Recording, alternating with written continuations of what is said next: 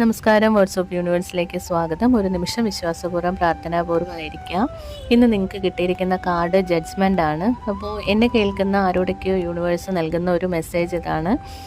നിങ്ങൾ തെറ്റ് ചെയ്യാതെ തന്നെ തെറ്റുകാരായിട്ടുണ്ടാവാം. നിങ്ങളുടെ ഭാഗത്ത് ശരി ന്യായം ഉണ്ടായിരുന്നിട്ടും നിങ്ങൾ ഒറ്റപ്പെട്ടു പോയിട്ടുണ്ടാവാം. അല്ലെങ്കിൽ ഇപ്പോൾ നിങ്ങൾ ആ ഒരു സാഹചര്യത്തിലൂടെ കടന്നു പോകുന്നവരാവാം. അപ്പോൾ അവരോട് യൂണിവേഴ്സ് നൽകുന്ന ഒരു മെസ്സേജാണിത്.